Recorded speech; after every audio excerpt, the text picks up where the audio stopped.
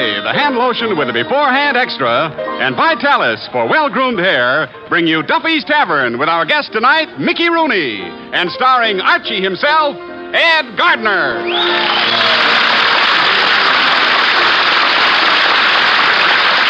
Here's the proven way to keep your hair well-groomed. The way successful men in both sports and business keep their hair looking its very best. It's Vitalis and the 60-second workout. See how the Vitalis workout helps your hair, helps stimulate your scalp. See how it prevents dryness, routs loose dandruff, and helps check excessive falling hair. And see how Vitalis keeps your hair handsome and healthy looking with never a trace of a greasy patent leather shine. For there's not a single drop of mineral oil in Vitalis. So try Vitalis and the 60-second workout. You'll like it, and you'll like what it does for the looks of your hair.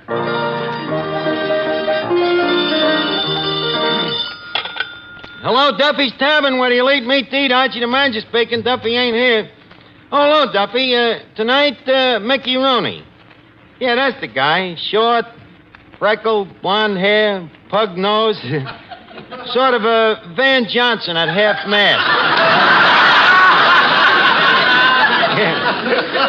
Yeah, a little bit of a guy. In fact, they tell me when two grasshoppers meet, one says to the other, I ain't seen you since you was knee-high to Mickey Rooney.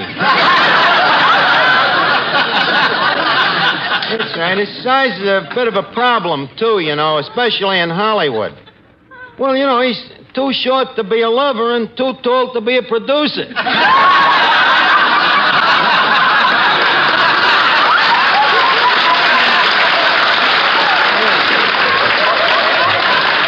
He's coming down to the tavern tonight to star in a new television show I'm writing. Television, Duffy, you know, TV, or, as they call it in the trade, voodoo. Huh? Well, Duffy, let me put it this way. You know the saying, vaudeville is dead? Well, television is where you watch the funeral. Yeah. Well, I think, Duffy, I think Rooney should be great for television. Well, sure, you know, they got them little 7-inch screens. He's a natural. Well, look, Duffy, I'm busy now. I'll call you back. Hey, Archie, what's this about you writing a television program? That's right, Miss Duffy. I'm going to get into television while it's still in its infancy. What are you trying to do, stun its growth? Besides, what do you know about writing television? What's to know? I wrote radio plays. Television is exactly the same, except you dub in the faces. Well, if you take my advice, you'll forget television and stay right here where you got a steady job and the security of $15 every week. You call that security, Miss Duffy? I've had me back to the wall so long, the handwriting is on me. Now, look, Miss Duffy, hello, Miss Dodge. Oh, hey, did you hear the... Hey, did you hear that news? There's no reason you shouldn't hear it twice. You read 2 newspapers, don't you? Eddie, may I repeat? Yeah. Go ahead. Did you hear the news? Archie's writing for television. Ain't they having enough trouble? Look, don't laugh television off, Eddie. It's a big thing. In fact, I often wonder how people ever got along without it. I don't know. Just lucky, I guess. Eddie, from the tone of your inference, I gather you don't like television. Oh, it's all right while you're sitting at a bar watching it. Just that I don't like the after effects. You mean the eye strain? No, the hangover. Yeah, you're right, Eddie. Speaking personally, I'll still take radio. Radio. Miss Duffy, I see you're still living in the medieval ages. Why don't you get up to date and realize that the future always progresses the past? We got to advance. A television is to radio what the caliper is to the old-fashioned slide rule. But what does that mean? With a thought that deep, one does not stop to analyze. Well, tell me, deep one. Who's going to act in this show of yours? Only Mickey Rooney. Mickey Rooney! Now, look, lay off. I need him for the show, and there ain't enough of them to go around. You're so both foot out of here, I'd like to finish the script. Now, let's see. Act 2. Our hero enters. He is a man of the world. Handsome, dashing, debonair. An amused smile plays about his intelligent face. He speaks.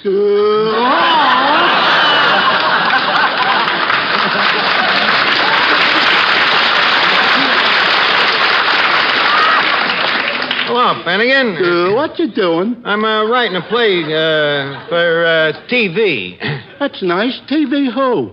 It ain't a who, Finnegan. TV is slang for the idiom. In other words, well, what is it that people go into the living room for every night and turn out the lights and watch for hours? The dame next door.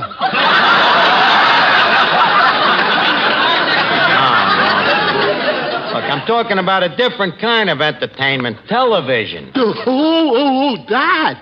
Uncle Louie's got one of them things. Oh, yeah? You like to watch it? Well, I can't make up my mind, Archie. I don't get to see much of it thanks to me sister. How come? Well, Uncle Louie's set's got a 7-inch screen and me sister's got a 12-inch head. Well, in that case, why don't you sit in front of your sister? That's where me Uncle Horace sits. Well, if he's sitting in front of her, how can she see? Well, she can see. You know Uncle Horace. Oh, yeah, the one with the hole in his head. Yeah. He thinks television is wonderful. He would. By the way, what's this television show that you're writing on? Well, it's sort of a soap opera. Arch, I wish you wouldn't use that word. Opera? No, soap. Every time I mention that word around the house, me old man washes me mouth out with dirt. Well, I'll tell you what. To make your old man happy, I'll change it. I'll write a dirt opera, Finnegan. Hi, Arch. Well, Joe Moran. Hey, Joe, you're a radio guy. What do you think of television? I don't know. I don't drink.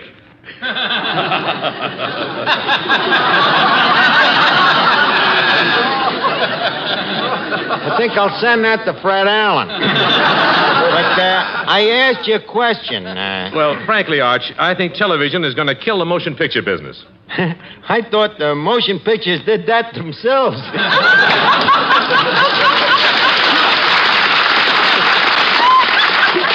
That's very, very funny. Mind if I send that to Fred Allen? Where do you think I got it? Well, anyway, when I'm driving that, Joe, you know, I'm writing a television show. Oh? Well, when does it start? Well, as soon as I find a sponsor. A sponsor, huh? Yeah, you know, a censor with money. Well, any chance of a job in this show, Arch? Acting? Yeah. It could be, but would you mind first giving me an audition? No, not at all. I'd like to make sure that you can run the gimlet of emotions. Now, leave me see you register, for instance, love. You know, like Charles Boyer. Okay. Toujours l'amour, Truchet. Hedy, come with me to the drugstore. I will shower you with Truchet, the creamy, fragrant hand lotion that keeps hands feeling smoother, looking lovelier. This is the hottest lover since Lanny Ross. Look, Joe, try another one. See what you can do with sorrow. Okay, get a load of this. Oh, please, don't take away my bottle of Truchet. What would I do without it? It's different from other hand lotions because it has a unique beforehand extra that protects hands from chapping. Well, how's that for sorrow, Arch? Pretty sorry performance. Would you like to try for fright? Okay. Don't be afraid.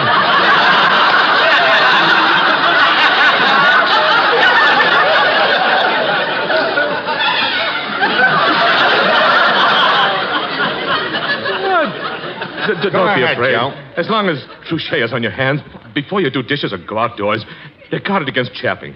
Water chapping as well as weather chapping. Well, Arch, how was that for fright? Frightful. Well, Arch, you mean my acting leaves something to be desired? It leaves something, Joe, but it ain't to be desired. Hey, wait a minute. Excuse me, Joe. Eddie, look who just come in. Mickey Rooney. What? There, walking in under the swinging doors. Eddie, watch me flatter the guy. Well, Gary Cooper.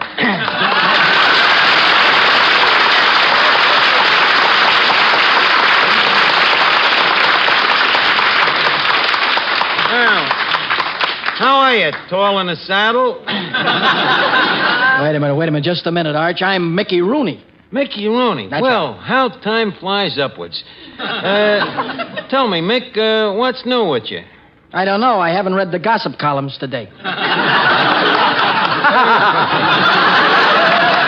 Gotta send that to Fred Allen. Well, Mick, it certainly is good to have you down here to the tavern. Tell me, how come you never visited us before? Well, up to now, Arch, my studio has been very strict with me. Yeah, huh? What do you mean? Well, my contract says I can't bail out of a plane, jump into a volcano, or go over Niagara Falls in a barrel, or be seen in Duffy's Tavern.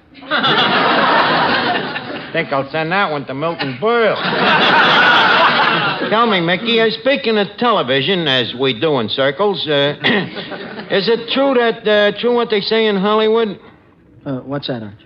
That the movie business is falling apart? Arch, if things get any worse, the studios are going to produce the popcorn and hand out the pictures in the lobby. That's what. Yeah. Things are pretty desperate out there in Hollywood, huh? Desperate? Do you want to know a secret? What? Do you know what they're planning to do? What? Turn out good pictures. No. Mick, they wouldn't dare. It's the last resort. Well, I guess what they say is true. There's no business in show business. But you're a trooper, Mick. You ain't got nothing to worry about. Incidentally, how did you ever start in show business anyhow? Well, that goes back a long time, Arch. You see, when I was a baby, Mom and Dad wanted to find out what I was best suited for. Uh-huh. So right after I was born, they had the nurse give me a test. Test, huh? Yeah. On one side of me, she put a doctor's satchel, and on the other side, a lawyer's briefcase. What did you reach for? The nurse. I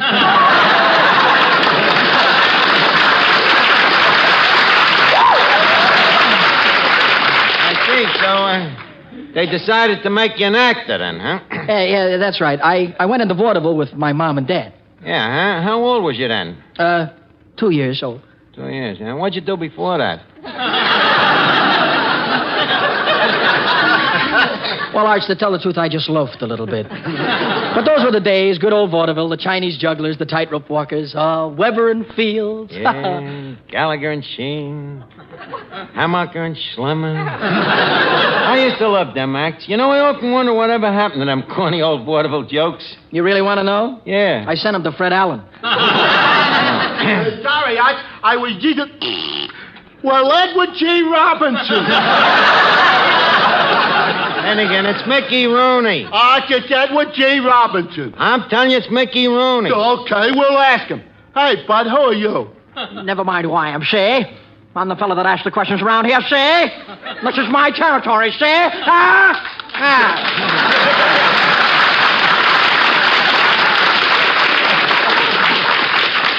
You're right, Arch. It's Mickey Rooney.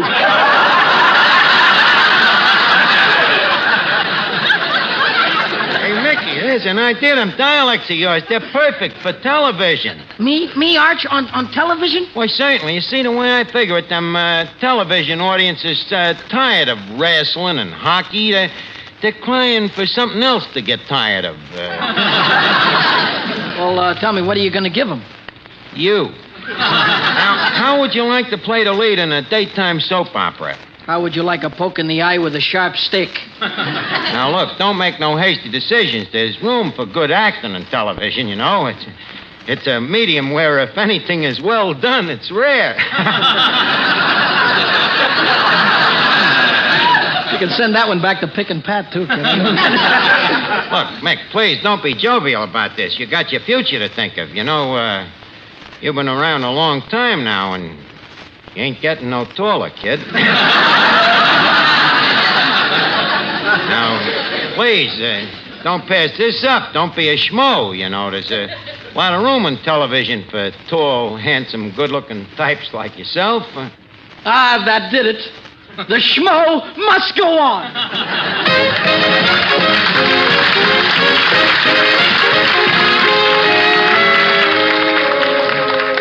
Well, Mickey, did you read me television script?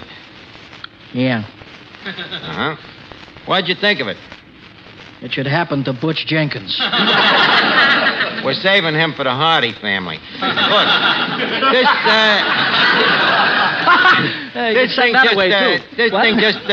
just looks bad on paper. Wait till you hear it. Now, leave us run through it. You see, in the first scene, you play a married man.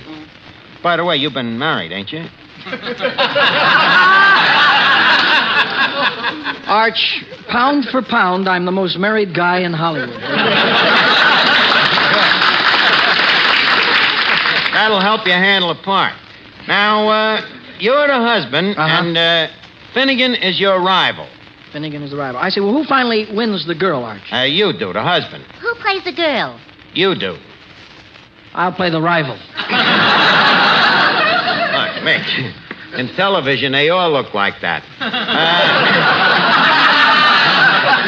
Okay, we'll switch it around. You play the rival, Mickey. Now, places, everybody. Mr. Melnick, fanfare, please.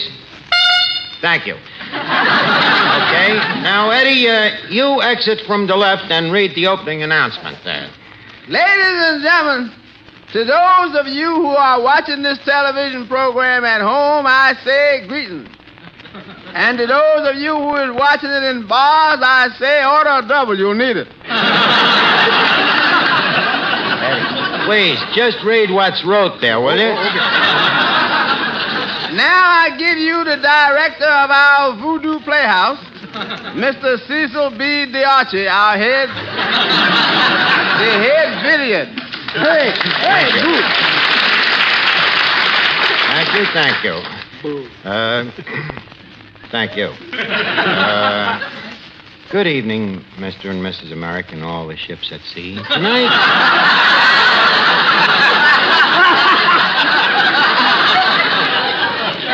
Tonight we bring you another episode in the true life story of lovable old John and his pretty young wife, lovable old Mary. A story that asks the question, can two people in love find happiness? As our scene opens, John, a brilliant young banker, unexpectedly returns home from his office to find his wife, Mary, making love to the Iceman. A typical American family. As our story begins, we find lovable old Mary speaking to lovable old John. What's the idea coming home so early, you jerk? Good evening, Mary. Mary, don't think me suspicious, but why is that derby hat hanging in the hallway? I'm taking trombone lessons.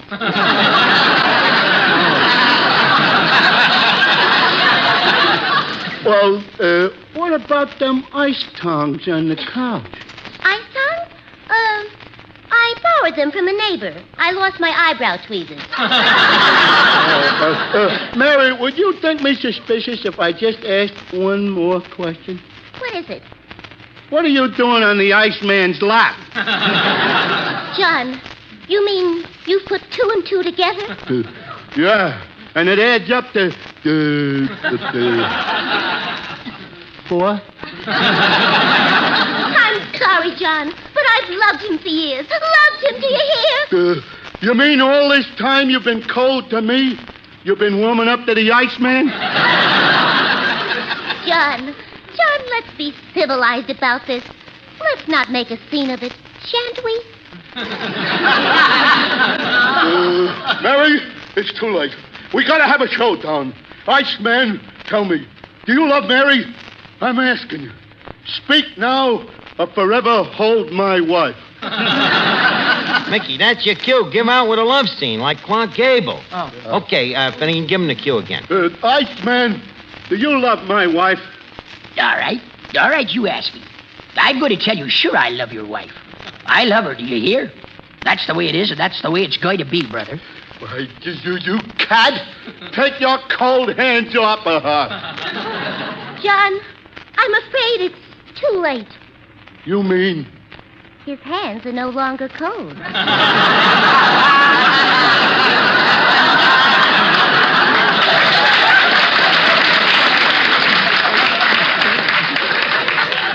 I'm leaving you. Do you hear?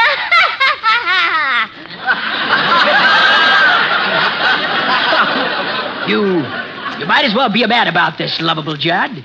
I'm taking Mary away with me. Away, do you hear? Lovable old Mary. Is this true? Yes, lovable old John. This is the end. The bitter? The bitter. Well, it had to happen to somebody. Good luck to you. Well, so long, sucker. I hope there's no hard feelings. Sucker, huh? Little does he know I didn't pay the ice bill.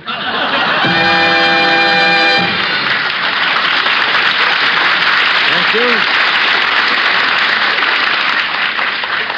And now that Mary has run away with the Iceman, what will happen to John?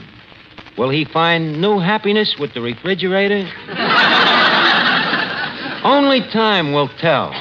But first, a word from one of our sponsors. Folks, as you know, we're celebrating National Eat a Plate of Rutabagas Week. For robust and vigorous health, try Colucci's Rutabagas, the rutabaga with the pedigree. One single helping of Colucci's Rutabagas contains more iron than the double bed spring. And it's twice as delicious. So remember, if it's iron that your system lacks, fill your stomach with rutabagas and listen to the clink. And above all, remember our sponsor's jingle. A. Avocado. B. Boiled potatoes. C. Succotaceous NBC.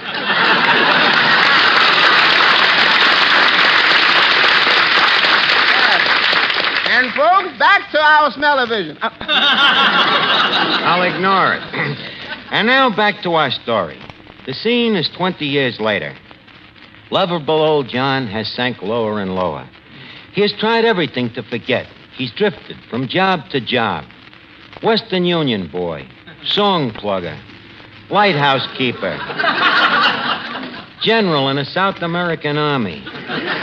But all the time his mind was elsewhere. In desperation, he finally tried the want ads. And that was how John became a doctor. As luck would have it, Mary, in the meantime, had become a nurse. Our next scene is in the hospital. The head of this hospital is the famous Dr. Gillespie, played by Mickey Rooney. That's you. I thought I was the Iceman. We're short of actors. As our scene continues, there is a patient waiting on the operating table as Dr. Gillespie speaks. Now, see here, Nurse Mary. I want you to prepare this patient for surgery. Looks like it's going to be a very delicate operation. Then only you can operate, Dr. Gillespie. You, with those skillful, highly trained, sensitive surgeon's hands. Will you do it? No, hang it all. On my last operation, I seem to have sewed my fingers together. Then who will operate? I'll find out, nurse. Is there a doctor in the house? I say, is there a doctor in the house? I am a doctor. You are a doctor? Yes. I am lovable old Dr. John. Nurse, have you got the scalpel? Yes, doctor. What does it read?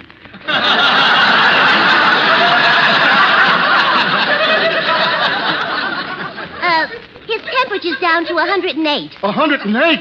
That's pretty low. We better put him back in the sun. But first, let me look at the patient. Yay, horsefats. It can't be. Who? My rival, the Iceman. Yes, there was the Iceman on the operating table. Lovable old Dr. John's hated rival that had took his wife away. What should John do? What would you do? In Dr. John's trembling hand was a scalpel, sharp as a surgeon's knife. One tiny slip of this scalpel, and the operation might be a success. Dr. John moves slowly toward the operating table. He looks down at his helpless victim, his mind racing blindly. Slowly, he raises his scalpel. And then... But first, a word from our sponsor. If you sticking on kicking the bucket, see Cavendish, the smiling undertaker. Ask him about his free trial plan. Only 20 easy payments. Folks, here's your chance to drop dead and save money. And remember our slogan, have a Cavendish funeral while you is still young enough to enjoy it. And now, back to our television play. Thank you, Eddie Green. Scalpel poised in midair, Dr. John hesitates as he faces the most momentous decision of his life. He thinks of Mary and the Iceman, and words from the past streak up through his subunconsciousness. I'm taking Mary away with me. Away, do you hear? Yes, John, and I'm leaving you. Do you hear? Dr. John, snap out of it. What's the matter, Doctor? Hearing voices? Yeah, but don't worry. I hear them all the time. Well, tell me, have you made up your mind, my boy? Will you operate? Yes. Even though the Iceman is my hated rival, I'll still operate. Ah, stout fellow. Doctor, Yeah? shall I burl the instruments? No, let's just fry him for a change. Dr. John. Yes? Dr. John, we'd better hurry. The patient seems to have trouble with his breathing. I'll soon put a stop to that. Quick, nurse. Quick, ether. Ether. Ah, that clears me head.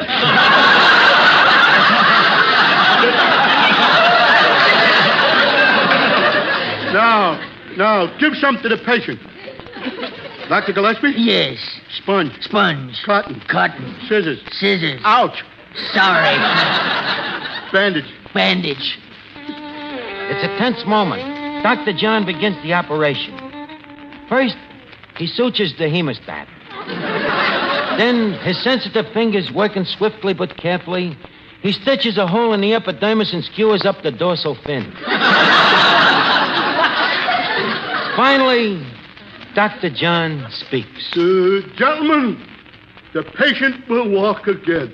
You mean the operation was a success, my boy? Yep, but I never seen a worse case of tonsils. Oh, Dr. John, you're wonderful. Well, I did. Wait. That voice. Nice. Take off that mask. But I'm not wearing a mask. Mary, it's you.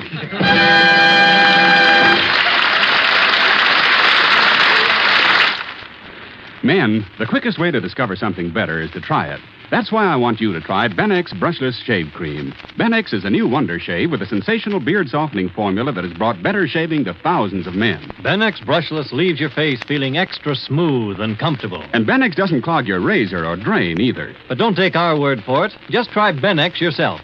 Get a tube at your nearest drug counter. Or we'll send you a trial tube free. Write your name and address on a postcard and mail to Benex, B-E-N-E-X, Empire State Building, New York, 1, New York. Remember, buy Benex Brushless. Or try it free by writing Benex, Empire State Building, New York. Hurry. Offer limited.